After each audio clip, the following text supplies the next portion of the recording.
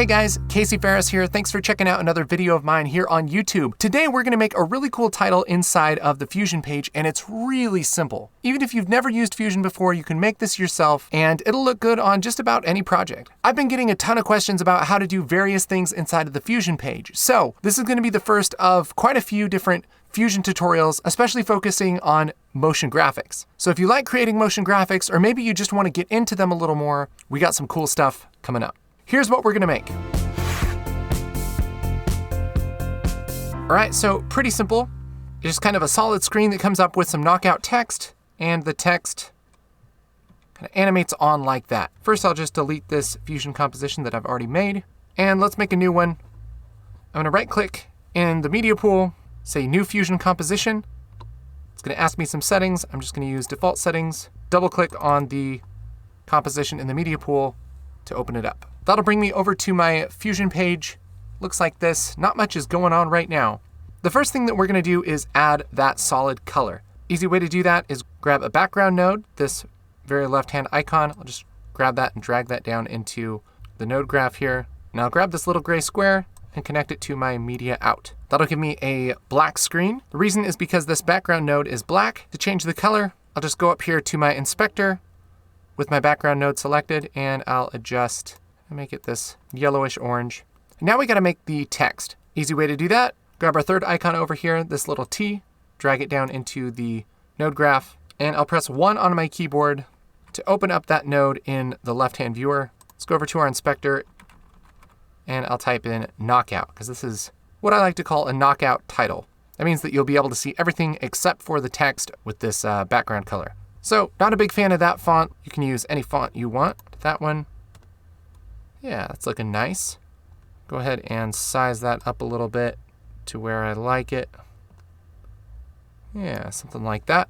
And now we're gonna use this text as a mask for our background. Easy way to do that is in our node graph here, I'm gonna grab the output of our text and just drag it on top of the little blue arrow there for our background. And here's what we have going on now. That's pretty good, but it's kind of the opposite of what we want. We want this yellow to be everywhere except for the text. I'll actually move this around just to make a little more sense here. So what I'll do is select our background node, and up here in the inspector, on the third icon over, we have settings for our mask. I'll just click on Apply Mask Inverted, and that's gonna knock out my text. So looking pretty good, we're almost done. We wanna animate this text coming in.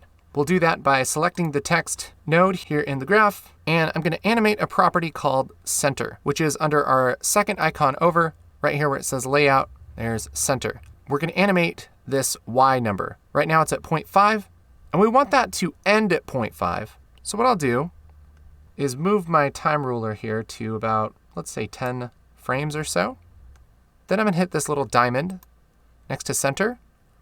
That's gonna add a keyframe. And I'll move back to 0. And this time, I'm gonna grab that 0.5 where it says Y and just drag that all the way to the left until those letters are off the screen. So now if I hit spacebar, that animates in. But now this animation just stops way too fast. So I want those keyframes to ease in. I can control that by opening up my spline panel. And this is where we can see all of the animated things for our comp.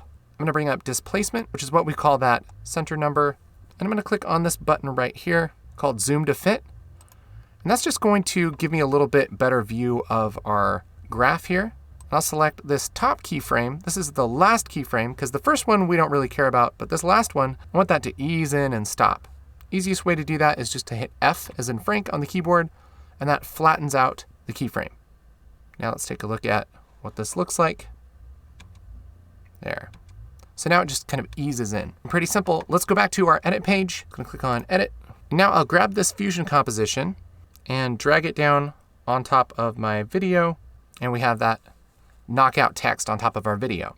The other thing I want to do is have this fade in, which I could have animated inside of the Fusion page, but it's actually a lot nicer to have some control in the edit page. So I'll just grab this little handle at the very beginning of our Fusion comp and move this over, I don't know, about 5 frames or so.